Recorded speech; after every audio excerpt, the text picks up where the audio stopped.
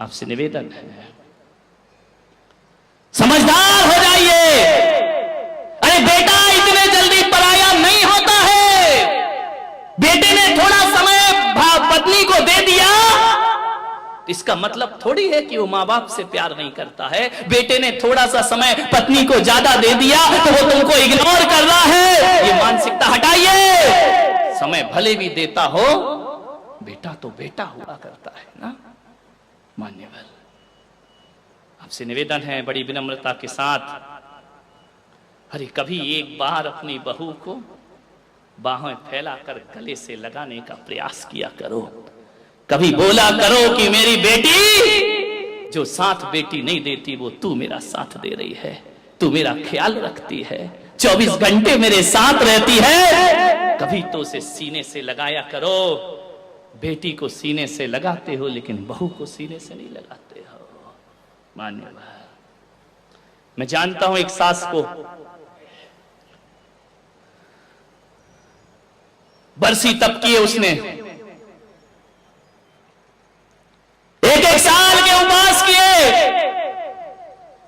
बहू मेरे पास आई, बोले महाराज मेरी सासू आपके दर्शन करना चाहती है। श्वेतांबर समाज की थी। मैंने कहा 4-5 बजे ले आना, दर्शन दे दूंगा। 80 साल की वह सास बहू लेकर के आई उसे।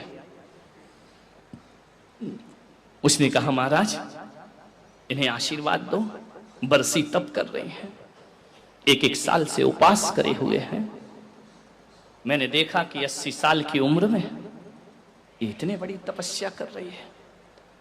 मैंने कहा मां तुम्हारा जीवन धन्य है, मैं तुम्हारी अनुमोदना करता हूं। इस उम्र में भी तुम इतने उपास कर रही हो। जानते हो उस सास ने क्या कहा?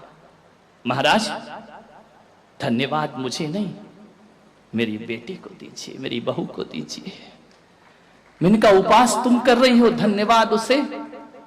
बोले महाराज इतना प्यार और इतनी सेवा तो मेरी बेटी, मेरी औलाद नहीं करती जो सेवा मेरी बहू किया करती है। धन्यवाद इसे दो महाराज। मैं उपास करके बैठती हूं, ख्याल ये रखती है।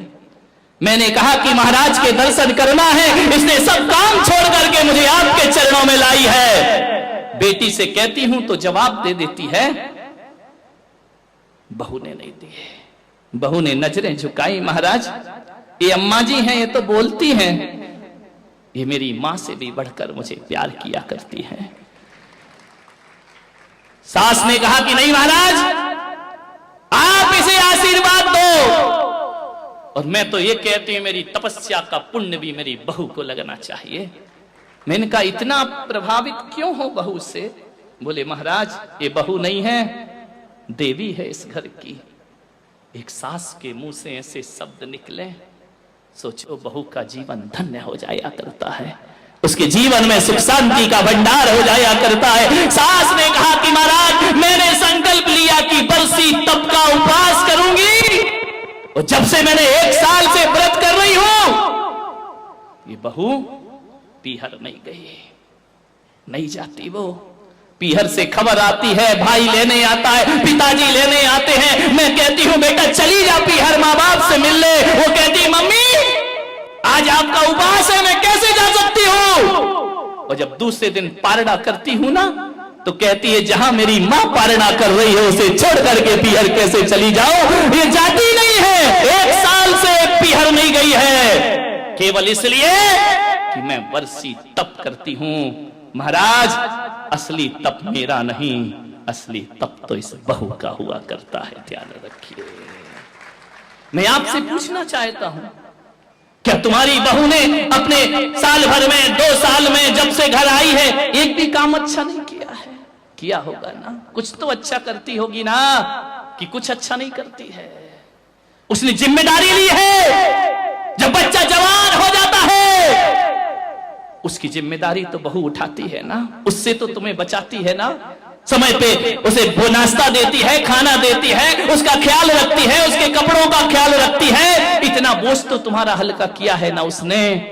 एक गलती कर दे 1000 बातें सुनती है। कभी अच्छा करे तो पीठ थपथपाया करो सासुओं, तुम्हारी भर को स्वर्ग बनने में ज्यादा टाइम नहीं लगे। अरे बोल दिया करो मेरी बेटी, तू कितना ख्याल रखती है इस घर का।